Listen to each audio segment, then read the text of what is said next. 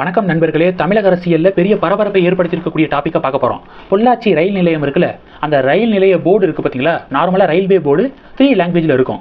முதல்ல தாய்மொழியில் இருக்கும், ரெண்டாவது பார்த்தீங்கன்னா ஹிந்தியில் இருக்கும், மூணாவது ஆங்கிலத்தில் இருக்கும். எல்லா இடத்துக்கு போனாலும் இதை தான் நம்ம பார்ப்போம். அதே மாதிரி பொள்ளாச்சிலையும் ஃபஸ்ட்டு பொள்ளாச்சி ரயில் நிலையம் அப்படின்னு தமிழில் இருக்குது, அடுத்து ஹிந்தியில் இருக்குது, அடுத்து ஆங்கிலத்தில் இருக்குது.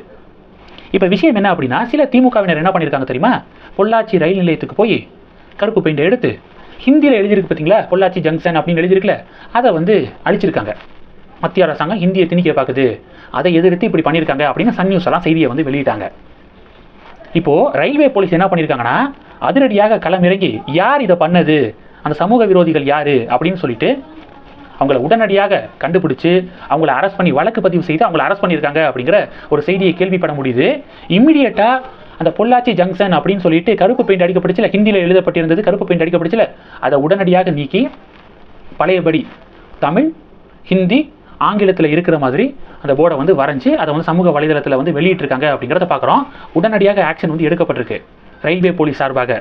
இப்போ இது பேசு பொருளாக மாறி இருக்கு. இப்போது இந்த விவகாரத்தில் திமுக பாஜக இடையே டிபேட்டு. பாஜக என்ன தெரியுமா சொல்கிறாங்க, அவசரப்பட்டு திமுகவினருடைய பேச்சை கேட்டு இது மாதிரி இளைஞர்கள் உள்ளே இன்வால்வ் ஆகிடாதீங்க, ஏன்னா கேஸு அரெஸ்ட்டு இப்படின்னு விழுந்தா லைஃபே போயிடும். மத்திய அரசாங்கம் எங்கேயும் ஹிந்தியை திணிக்கலை. எங்கே ஹிந்தியை திணிச்சாங்க, புதிய கல்விக் கொள்கையில் எங்கே ஹிந்தி திணிக்கப்பட்டிருக்கு, 3வது மொழியாக உங்களுக்கு பிடிச்ச மொழியை கற்றுக்கலாம், தெலுங்காக இருந்தால் கூட கற்றுக்கலாம், கன்னடத்தை கற்றுக்கலாம், மலையாளத்தை கற்றுக்கலாம், சமஸ்கிருதத்தை கற்றுக்கலாம்.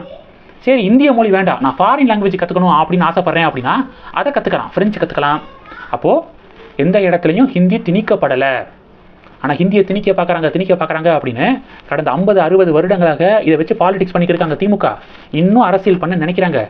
புரிஞ்சுக்கோங்க, இது 2025, கையில் ஃபோன் வச்சுருக்கீங்க, நீங்கள் டைப் பண்ணி பார்த்தாலே எது உண்மைன்னு உங்களுக்கு புரிஞ்சிடும். அதனால் இளைஞர்கள் அவசரப்பட வேண்டாம் அப்படின்னு பாஜக கருத்து தெரிவிக்கிறாங்க. இதை பார்க்குறோம். அடுத்து பாஜக என்ன தெரியுமா சம்பவம் பண்ணுறாங்க, திமுகவினர் நடத்தக்கூடிய பள்ளிகளில் ஹிந்தி சொல்லிக் கொடுக்கப்படுதுங்க. உதாரணத்துக்கு இப்போ பாருங்கள், விளாத்திக்குளம் திமுக எம்எல்ஏ மார்க்கண்டேயன் அப்படிங்கிற நபர் சிபிஎஸ்சி பள்ளி நடத்தி வராரு. அவருடைய சிபிஎஸ்சி பள்ளியில் படிக்கக்கூடிய ஒரு மாணவி சரளமாக ஹிந்தியில் பேசக்கூடிய ஒரு வீடியோ வெளிவந்திருக்கு. இது விளாத்திக்குளம் திமுக எம்எல்ஏ மார்க்கண்டேயன் நடத்தக்கூடிய பள்ளியில் நடந்த சம்பவம்.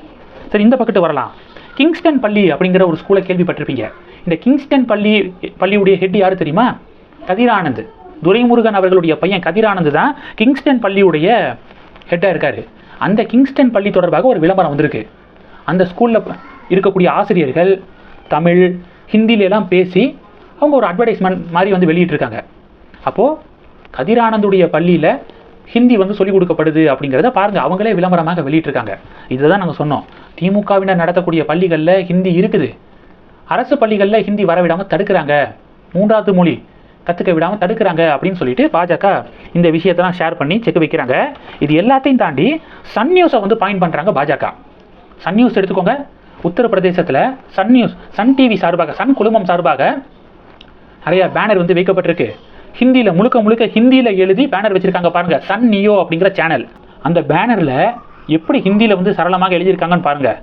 அப்ஹர் கர் ஆயேங்கே பிரபு ஸ்ரீராம் ஸ்ரீமத் ராமாயணம் பிப்ரவரி 16 இரவு 7:30 மணிக்கு சன் நியோ சேனலில் அப்படின்னு சொல்லிட்டு ஹிந்தியில் அட்வர்டைஸ்மெண்ட். மகா கும்பமேளாவை ஒட்டி அங்கே நிறைய பக்தர்கள் வருவாங்களே, ராம பக்தர்கள்லாம், ஹிந்து மக்கள்லாம் வருவாங்களே, அவங்களுக்கு அட்வர்டைஸ்மெண்ட்டுக்காக அங்கே full and full Sun Neo என்ன பண்ணியிருக்காங்க பார்த்தீங்கன்னா ஃப்ளெக்ஸ் வச்சுருக்காங்க. அப்போ பிஸ்னஸ்ன்னு எதை வேணாலும் சொல்லிக் கொடுக்கலாம், கற்றுக் கொடுக்கலாம் அப்படிங்கிறது. நடிகர்களும் அப்படி தான், அவங்க படத்தை தமிழில் மட்டும் ரிலீஸ் பண்ண வேண்டியது தானே. இப்போ விஜய் ஹிந்தியெல்லாம் எதிர்க்கிறாருல்ல, தமிழில் மட்டும் ரிலீஸ் பண்ண வேண்டியது தானே. அப்போ படத்தை ரிலீஸ் பண்ணுறதுக்கு எல்லா மொழிகளையும் படத்தை ரிலீஸ் பண்ணணும், ஏன்னா கலெக்ஷனுக்காக, வசூலுக்காக. ஆனால் பாலிடிக்ஸ்னு ஹிந்தியை திணிக்க விட மாட்டோம், மும்மொழி கொள்கையை எதிர்ப்போம் அப்படின்னு சொல்லிட்டு உருட்ட வேண்டியது என்ன பாஸ் அப்படின்னு சொல்லிட்டு பாஜக கேள்வி எழுப்ப இதெல்லாம் பேசு பொருளாக மாறி இருக்கு. இந்த டாபிக்ஸை பற்றி உங்களுடைய பார்வைகளை மறக்காமல் கமெண்ட் பண்ணுங்கள். தொடர்ந்து கனெக்டில் இருங்க, அடுத்தடுத்து நிறைய பதிவுகளை பார்க்கலாம். நம்ம சேனலுக்கு சப்போர்ட் பண்ணணும் அப்படின்னு ஆசைப்பட்டீங்கன்னா நான் பேசக்கூடிய வீடியோக்கு கீழே நன்றி அப்படிங்கிற ஆப்ஷன் இருக்குது, அதை கிளிக் பண்ணி உங்களால் முடிந்த தொகையை சேனல் வளர்ச்சிக்காக கொடுத்து உதவி செய்யலாம். இல்லை ஜாயின் பட்டனை கிளிக் பண்ணி நம்ம சேனலுக்கு மெம்பராக ஆகலாம். நன்றி, ஜெய் ஹிந்த்.